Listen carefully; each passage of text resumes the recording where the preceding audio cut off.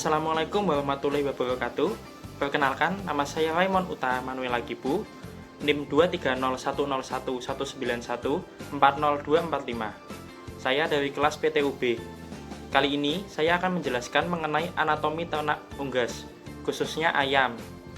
Yang dibahas nanti meliputi organ reproduksi, organ pencernaan, organ respirasi, dan organ yang sering terkena penyakit.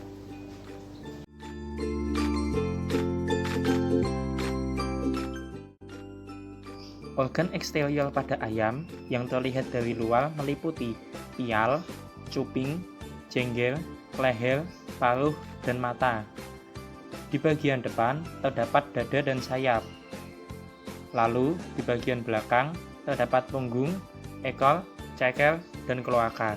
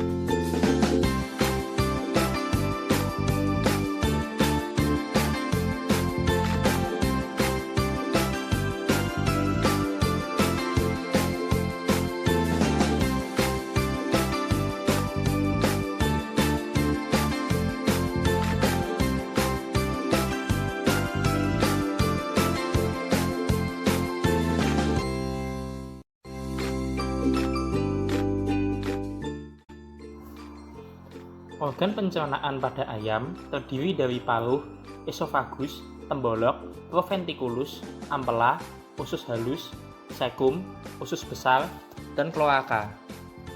Pakan dan minum yang dikonsumsi ayam akan masuk melalui mulut. Kelenjar mulut ayam memproduksi enzim amilase dan air liur. Di dalam mulut terdapat lidah yang berfungsi untuk mendorong makanan menuju esofagus. Di dalam esofagus akan terjadi gerakan peristaltik untuk mendorong makanan menuju tembolok. Tembolok berfungsi untuk menerima dan menyimpan makanan sementara sebelum ke proventriculus. Pada dinding tembolok terdapat kelenjar yang menghasilkan muktus yang berfungsi sebagai cairan nutrifasi yang bersifat melunakkan makanan. Pencernaan berikutnya terjadi di proventriculus yang terletak di antara kerongkongan dan ampela. Di sini terjadi pencernaan secara enzimatis yang merubah makanan sehingga mudah tercerna. Setelah itu, makanan akan masuk ke ampela. Di sini terjadi pencernaan secara mekanik. Makanan akan dicerna dengan bantuan batu-batu kecil, sehingga makanan lebih halus lagi. Sari makanan tersebut akan diserap oleh dinding usus halus dan diedarkan ke seluruh tubuh. Pencernaan selanjutnya terjadi di cecum. Di dalam cecum terjadi penyerapan air dan pembusukan karbohidrat dan protein oleh bakteri. Dari usus buntu, makanan akan masuk ke usus besar yang akan dilakukan pembusukan sisa dari sari makanan dan penyerapan air. Sisa makanan tersebut akan dikeluarkan melalui kloaka dalam bentuk feses.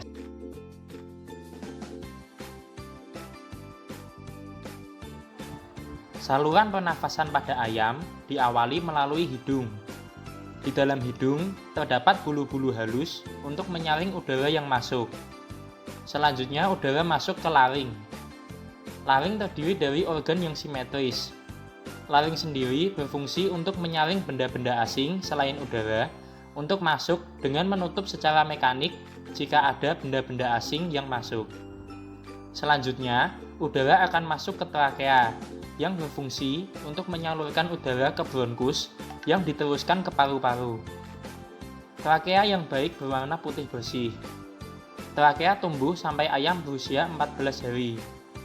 Selanjutnya, udara disalurkan ke bronkus, lalu ke bronkeolus.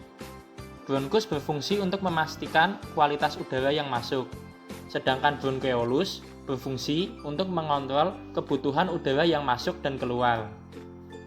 Selanjutnya ada organ paru-paru yang berfungsi untuk mengubah udara yang masuk menjadi oksigen dan mengeluarkannya menjadi karbon dioksida.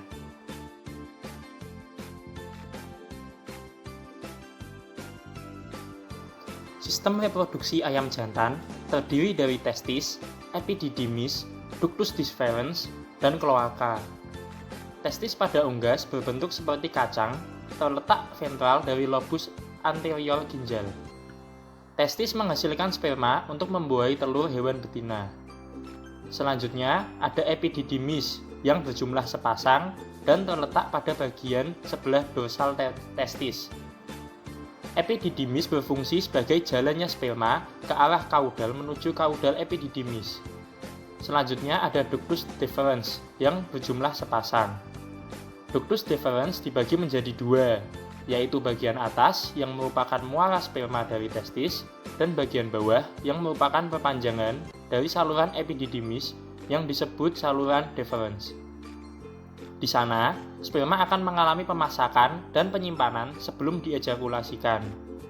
Ductus deferens berakhir pada suatu lubang kecil yang terletak pada dinding dorsal kloaka, dan pada papila ini juga diproduksi cairan transparan yang bercampur dengan sperma saat terjadinya kopulasi. Organ reproduksi pada betina terdiri dari ovarium dan oviduct. Pada ovarium terdapat banyak folikel dan ovum. Oviduct sendiri terdiri dari infundibulum, magnum, isthmus, kelenjar kelabang telur atau uterus, dan vagina. Dalam ovarium sangat kaya akan kuning telur atau yolk. Yolk merupakan tempat tersimpannya sel benih. Ovarium juga menghasilkan beberapa hormon pada saat perkembangannya. Setelah ayam dewasa, ovarium akan menghasilkan hormon estrogen untuk memacu pertumbuhan saluran reproduksi dan merangsang terjadinya kenaikan Ca, protein, lemak, dan substansi lain dalam darah untuk pembentukan telur. Selanjutnya oviduct. Oviduct terdapat sepasang dan merupakan penghubung ovarium dan uterus. Oviduct terdiri dari 5 bagian, yaitu infundibulum, magnum, isthmus, uterus, dan vagina. Infundibulum merupakan tempat penyimpanan sperma, sedangkan magnum merupakan saluran kelanjutan dari oviduct dan merupakan saluran terpanjang di oviduct. Selanjutnya ada isthmus. Setelah melewati infundibulum, telur akan masuk ke dalam isthmus. Selanjutnya uterus. Uterus merupakan bagian oviduct yang melebar dan berdinding kuat. Di dalam uterus, telur akan mendapat kelabang keras yang dibentuk dari kalsium. Yang terakhir, ada vagina. Panjang vagina sekitar 12 cm. Telur akan masuk vagina setelah pembentukan oleh kelenjar kelabang. Pada bagian kelabang telur akan dilapisi muktus untuk menutupi pori-pori telur, sehingga aman dari bakteri. Telur keluar dari vagina melalui kloaka.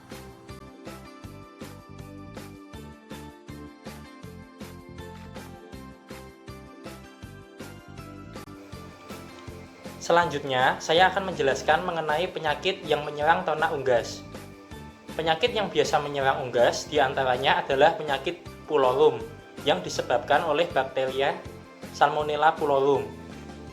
Gejala penyakit ini yaitu ayam kelihatan lesu, jengkel kebiruan, bergerombol di suatu tempat, nafsu makan berkurang, dan terdapat gumpalan di sekitar kloaka.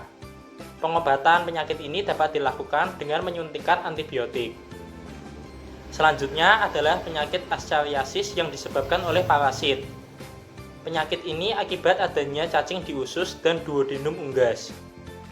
Penyakit ini sering menyerang ayam buas karena sistem pemeliharaan yang bebas berkeliaran. Gejala penyakit ini yaitu mencret, diare, anemia, selaput lendir pucat, pertumbuhan terhambat, dan terlihat lesu. Penyakit ini dapat dicegah dengan penerapan manajemen pemeliharaan yang baik. Pengobatan penyakit ini dapat dilakukan dengan pemberian piperazin yang dapat dicampurkan melalui makanan.